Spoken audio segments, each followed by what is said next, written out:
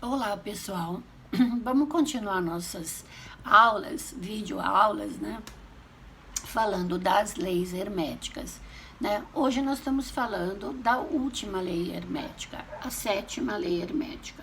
O que diz o Caibalion sobre essa lei? Tá? O livro, o Caibalion. O gênero está em tudo. Tudo tem os seus princípios, masculino e feminino. O gênero se manifesta em todos os planos. É o sétimo grande princípio hermético, o princípio do gênero, que contém a verdade, que é o gênero manifestado em tudo e que os princípios masculinos e femininos estão sempre presentes e em ação em todas as fases dos fenômenos e dos planos da vida. Quando a gente fala de gênero, nós não estamos falando de sexo, tá? É por isso que há essa confusão que nós estamos vendo atualmente, né? Até nas redes, nas vidas, nessa grande abertura que está se dando para as diferenças nos gêneros. Mas, na realidade, eu creio que há uma grande confusão. Por quê? Porque, na realidade, quando a gente fala de gênero, estamos falando da lei da polaridade. Vocês lembram? A quarta lei hermética, que nos explica que tudo o que é manifestado na natureza está sujeito ao gênero no sentido hermético. A palavra gênero é derivada da raiz latina generare, gerar, procriar, produzir. Okay? Assim podemos compreender que se essa lei nos explica algo, ele não está explicando somente sobre sexo ou sobre a vida orgânica. Nós sabemos que existem na natureza, por exemplo, seres que se autorreproduzem, porque têm os dois sexos dentro deles, né? Mas a gente sabe que, por exemplo, vou colocar um exemplo muito fácil, tudo tem dois polos, tudo tem dois lados. Para a gente acender a luz, né? Você fala assim, eu coloquei a instalação elétrica, você precisa de dois fios, o positivo e o negativo. E essa luz, você vai colocar a lampadinha, você vai colocar um interruptor, e quando o interruptor, o que ele faz? Ele junta as duas energias, a energia positiva e a energia negativa, e gera a energia que vai acender a tua luz.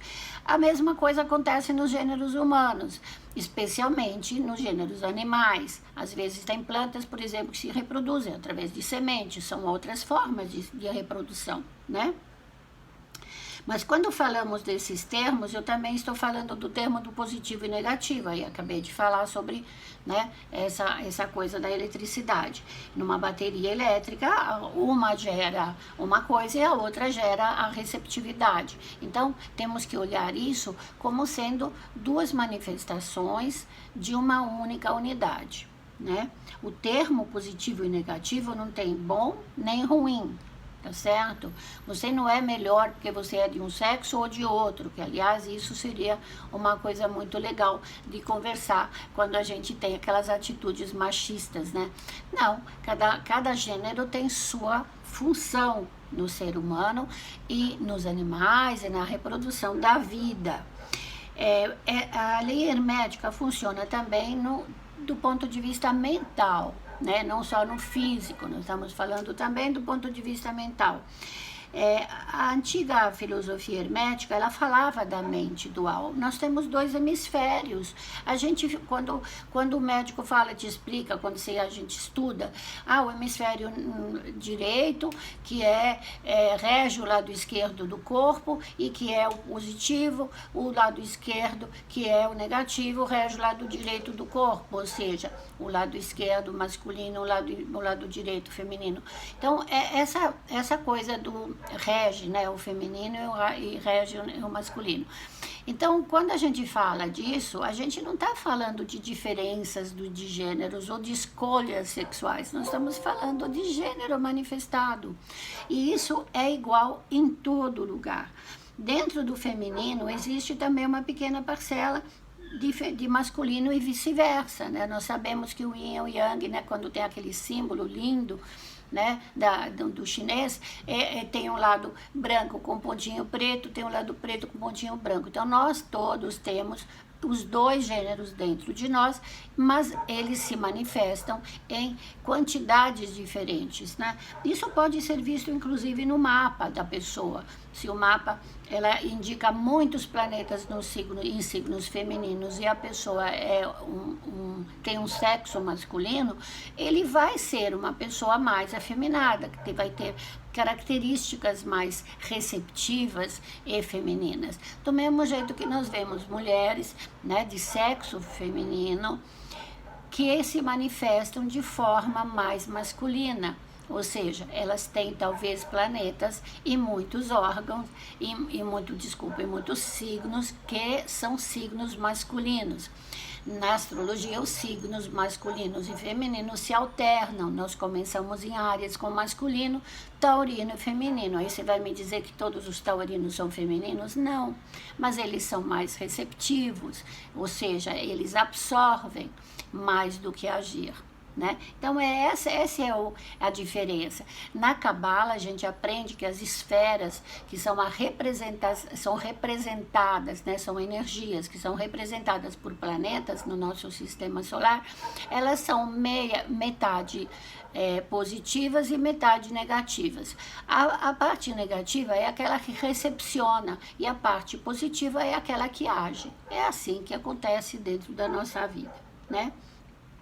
E no plano mental, eu acho que a gente não pode esquecer exatamente que sempre existem essas duas forças, certo?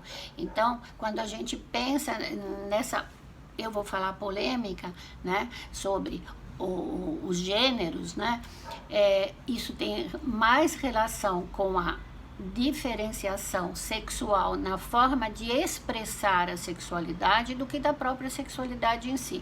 Às vezes acontece sim que os órgãos não sejam definidos, mas é muito raro. Existem hermafroditas também, né, que tem os dois sexos, mesmo fisicamente falando, né?